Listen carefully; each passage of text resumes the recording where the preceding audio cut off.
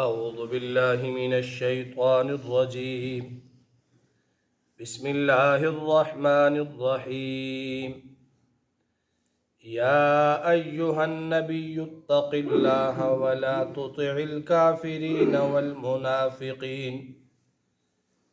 اے نبی، اللہ سے ڈرتے رہیے اور کافروں کا اور منافقوں کا کہنا نہ مانیے. ان اللہ کان علیما حکیما، بے شک اللہ تعالیٰ بڑا علم اور بڑی حکمت والا ہے. واتبع ما یوحی الیک من ربک، اور اپنے اور آپ کے پروردگار کی طرف سے جو حکم آپ پر وحی کیا جاتا ہے اس ہی پر چلیے. ان اللہ کان بما تعملون خبیرا، بے شک تم لوگوں کے سب اعمال کی اللہ تعالیٰ کو پوری خبر ہے. وتوکل علی اللہ، اور اللہ پر بھروسہ کیجئے. وکفی باللہ وکیلا، اور اللہ تعالیٰ کافی کارساز ہے.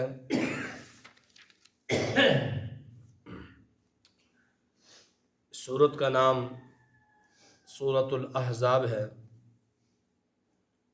اور یہ مدنی سورت ہے. مدینہ منورہ میں یہ نازل ہوئی.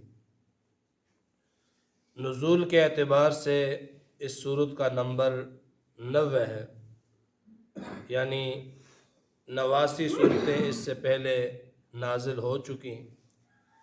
90 نمبر پر یہ سورت مبارکہ نازل ہوئی ہے. 73 آیات اور 9 رکوعوں پر یہ سورت مشتمل ہے. اس سے پہلے سورہ نور جو ہے وہ مدنی سورت تھی، اور اس کے بعد یہ سورت مدنی ہے، مدینہ منورہ میں نازل ہوئی.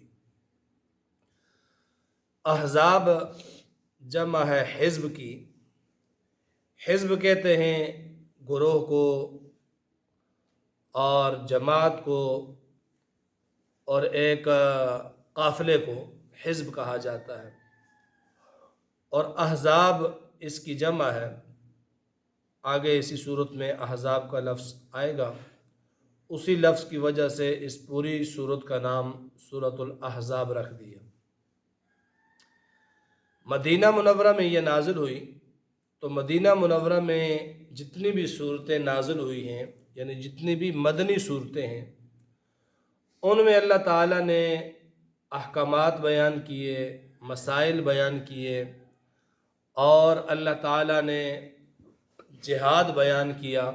مدنی صورتوں میں مکی صورتیں جس طرح آپ پیچھے سنتے آئے، مکی صورتوں میں زیادہ تر جو بیان ہوئے وہ عقائد بیان ہوئے، عقیدہ توحید بیان ہوا. اور مدنی صورتوں میں عقائد کے بعد معاملات وغیرہ بیان ہوتے ہیں. تو اس صورت میں بھی مختلف قسم کے معاملات اللہ تعالیٰ نے مختلف احکامات بیان کیے ہیں. احزاب سورہ احزاب، اس میں زیادہ تر احکامات مذکور ہیں. چونکہ 5 ہجری میں یا 4 ہجری میں ایک غزوہ پیش آیا تھا جسے غزوہ احزاب کہا جاتا ہے، اور اسی کو غزوہ خندق بھی کہا جاتا ہے، کہ مشرکین مکہ نے اور بہت سارے ان کے قبائل تھے، ان قبائل نے اکٹھے ہو کر مدینہ میں بنو قریظہ ایک یہودیوں کا قبیلہ ہے، ان کا مسلمانوں کے ساتھ معاہدہ تھا جنگ بندی کا، اور ان مشرکین نے ان یہودی قبائل کو بھی اپنے ساتھ ملا لیا اور ایک بہت بڑا اتحاد انہوں نے ترتیب دیا. چونکہ بدر کے اندر ان کو شکست فاش ہوئی تھی، پھر احد کے اندر اللہ تعالیٰ نے پھر ان کافروں کو ذلیل کیا تھا، اور اب مسلمانوں کی اڑان بہت اونچی تھی، فتوحات تھیں، لوگ آ رہے تھے. تو ان لوگوں نے باہمی مل کر یہ مشورہ کیا کہ سارے ایک اتحاد بنا لیں. اتحاد بنانے کے بعد یکبارگی سے مدینے پر ہم حملہ کر کے مسلمانوں کو ختم کر دیں، اور ان کا وجود تک مٹ جائے تو پھر ہم بچ جائیں گے، ورنہ جس طرح یہ مسلمان ترقی کرتے جا رہے ہیں اس طرح ہمارا وجود خطرے میں پڑ جائے گا۔ تو ان لوگوں نے، بہت سارے قبائل نے مل کر ایک بڑی فوج انہوں نے تیار کی، اور روایات میں آتا ہے کہ 15,000 لڑنے والے جنگجو انہوں نے تیار کی، ایک لشکر جو ہے وہ تیار کیا، اور یکبارگی سے مدینے پر حملہ کرنے کا ان لوگوں نے پروگرام بنایا۔ جناب نبی مکرم صلی اللہ علیہ وسلم کو اس کا علم ہوا کہ یہ لوگ اپنی سابقہ ہزیمت کا، شکست کا بدلہ لینے کے لیے سارے اکٹھے ہو گئے اور یہ مدینے پر حملہ کرنا چاہتے ہیں، تو آپ صلی اللہ علیہ وسلم نے اپنے صحابہ کو بلایا، ان سے مشورہ کیا، تو مشورہ یہ طے پایا کہ ان لوگوں کے خلاف لڑا جائے، اور ان میں نبی علیہ السلام کے ایک صحابی ہیں حضرت سلمان فارسی رضی اللہ تعالی عنہ، اونچے درجے کے صحابی ہیں۔ یہ مکہ مدینہ عرب کے نہیں تھے، یہ فارس سے آئے تھے، اسلام قبول کیا تھا فارس سے آ کر۔ کوئی بھی ان کا مکہ مدینہ میں، عرب میں کوئی بھی رشتہ دار نہیں تھا۔ حضور علیہ الصلاۃ والسلام کے پاس یہ رہتے تھے، اور آپ ان کی عظمت کا اندازہ اس سے لگائیں کہ حضور صلی اللہ علیہ وسلم نے حضرت سلمان فارسی رضی اللہ تعالیٰ عنہ کے بارے میں کہا کہ سلمان فارسی میرے اہل بیت میں سے ہے، میرے گھر والوں میں سے ہے، تو اس سے اس کا اندازہ لگائیں۔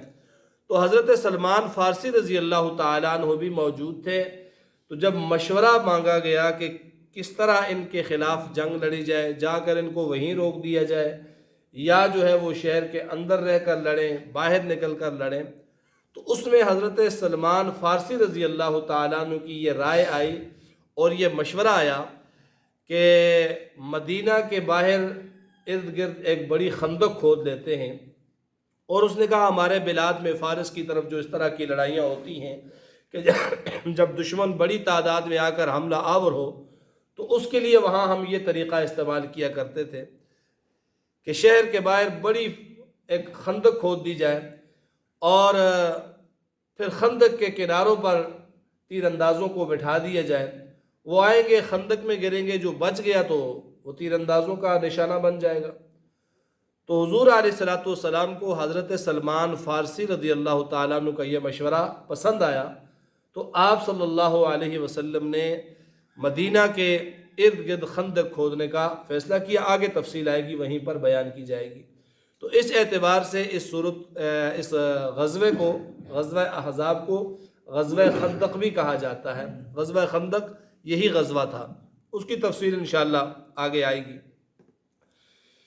تو نبی کریم صلی اللہ علیہ وسلم نے، ہاں دوسری چیز کہ جو مکی صورتیں ہیں، ان مکی صورتوں میں جس طرح میں نے بیان کیا کہ وہاں پر عقیدہ توحید ہوتا ہے، زیادہ تر قرآن کی عظمت، قرآن کی حقانیت بیان ہوتی ہے، اور اس صورت مبارکہ میں تقریباً اول سے لے کر آخر تک جناب نبی مکرم صلی اللہ علیہ وسلم کی عظمت اور آپ کی فضیلت بیان ہوئی۔ جتنے مسائل بیان ہوئے ہیں بلا واسطہ بالواسطہ سب کا تعلق جناب نبی مکرم صلی اللہ علیہ وسلم کے ساتھ ہے، اور اس میں آپ کی عظمت کو بیان کیا گیا، اور اسی طرح بعض دوسرے مسائل بھی اس صورت مبارکہ میں بیان ہوئے، جس طرح منہ بولے بیٹے کو اس زمانے میں حقیقی بیٹے کی طرح سمجھتے تھے، اور پردہ وغیرہ کے احکامات انشاءاللہ آگے جہاں جگہ مقام آئے گا وہاں پر بیان ہوگا۔ تو فرمایا یا ایھا النبی، اے نبی، اتق اللہ، اللہ سے ڈریے۔ خصوصی خطاب ہے جناب نبی مکرم صلی اللہ علیہ وسلم کو، اور آپ کا نام نہیں لیا گیا، آپ کو نبی کے نام سے پکارا گیا، اور قرآن میں اکثر مقامات پر جہاں بھی تذکرہ آتا ہے تو اللہ نے حضور علیہ السلام کا نام نہیں لیا۔ یا ایھا الرسول، یا ایھا النبی، یا ایھا المدثر، یا ایھا المزمل، جہاں نام لیا ہے 2-3 مقامات پر، وہاں بھی عظمت اور شرافت بیان کرنے کے لیے اللہ نے حضور کی عظمت بیان کرنے کے لیے وہ نام لیا ہے، ورنہ قرآن میں اللہ کا خطاب کا جو انداز ہے نبی علیہ السلام کو، وہ نام سے اللہ نے نہیں پکارا۔ اللہ تو عظیم ہے بلکہ اعظم ہے۔ تو یہ امت کے حق میں اللہ نے یہ تعلیم دی کہ حضور علیہ السلام کو نام سے نہیں پکارنا ہے، ان کی صفت سے پکارنا ہے، ان کے لقب سے پکارنا ہے، ان کے جو ہے وہ اللہ نے جو نام صفاتی دیے ہیں ان ناموں سے پکارنا ہے۔ حقیقی نام سے پکارنا بے ادبی کے زمرے میں آتا ہے کہ اپنے سے بڑے کا بندہ نام لے کر اسے نہیں پکارتا، بلکہ اس کو عظمت والے الفاظ سے پکارتا ہے۔ تو یہ تعلیم دی اللہ نے، یا ایھا النبی، اے نبی، اتق اللہ ولا تطع الکافرین والمنافقین، اللہ سے ڈریے، کافروں اور منافقوں کا کہنا نہ مانیے۔ اتق اللہ، اللہ سے ڈریے، خوف خدا۔ اور نبی علیہ السلام سے زیادہ تقوی کہاں ہوگا؟ کہیں بھی نہیں، آپ تو مجسمہ تقوی ہیں۔ تو یہاں اللہ تعالیٰ نے خطاب جو ہے وہ نبی علیہ السلام کو کیا، اور آگے مخاطبین پوری امت ہے۔ جس طرح کسی بڑے کو ڈرا دیا جاتا ہے تاکہ چھوٹے خود ڈر جائیں، تو یہاں نبی علیہ السلام کو یہ حکم ہوا۔ اور اس طرح کا قرآن میں آتا ہے بہت سارے مقامات پر، لئن اشرکت لیحبطن عملک، اے نبی اگر آپ نے شرک کی تو آپ کے سارے اعمال ضائع ہو جائیں گے۔ نبی کی ذات سے شرک کی تو توقع ہی نہیں ہے، محال ہے، ناممکن ہے، لیکن خطاب نبی علیہ السلام کو اور تعلیم امت کے لیے۔ یا ایھا النبی اتق اللہ، اے نبی اللہ سے ڈرتے رہیے، ولا تطع الکافرین والمنافقین، کافروں اور منافقوں کا کہنا نہ مانیے۔ کافروں اور منافقوں نے مل کر حضور علیہ السلام کے سامنے مطالبہ رکھا، آ کر اپنی پیشکش کی۔ پیشکش یہ کی کہ آپ ہمارے خداؤں کو برا بلا نہ کہیں، آپ ہمارے عقیدے کو، ہمارے مذہب کو غلط نہ کہیں، اپنے طور پر آپ اپنا کام کرتے رہیں، نمازیں پڑھیں، جو کرتے ہیں ہم آپ کو روکیں گے نہیں، لیکن شرط یہ ہے کہ آپ ہمارے خداؤں کو، ہمارے معبودوں کو برا نہ کہیں۔ اور اس پر جو ہے وہ ہم آپ کے ساتھ صلح کر لیتے ہیں، جنگ ختم کر لیتے ہیں۔ تو نبی کریم صلی اللہ علیہ وسلم کے سامنے جب ان لوگوں نے یہ مطالبہ رکھا تو اللہ تعالیٰ نے آیت نازل کی، وَلَا تُطِعِ الْكَافِرِينَ، ان کافروں کی بات نہیں ماننی، منافقوں کی بات نہیں ماننی، اور خاص کر عقیدہ توحید میں کوئی لچک نہیں دکھانی۔ اللہ کی وحدانیت کا جو عقیدہ ہے، اللہ کی توحید کا جو عقیدہ ہے، اس میں ذرا بھی لچک نہیں دکھانی، اس میں ذرا بھی ان کے لیے نرم نہیں ہونا۔ اگر نرم ہوں گے تو وَدُّوا لَوْ تُدْهِنُوا فَيُدْهِنُونَ، یہ مداہنت ہوگی، یہ اور نرم کرتے چلے جائیں گے۔ عقیدہ توحید کا جہاں پر بیان ہو، اللہ کی وحدانیت کا بیان ہو، تو اے نبی آپ نے کسی کی بات نہیں ماننی ہے، عقیدہ توحید پر ڈٹ جائیے۔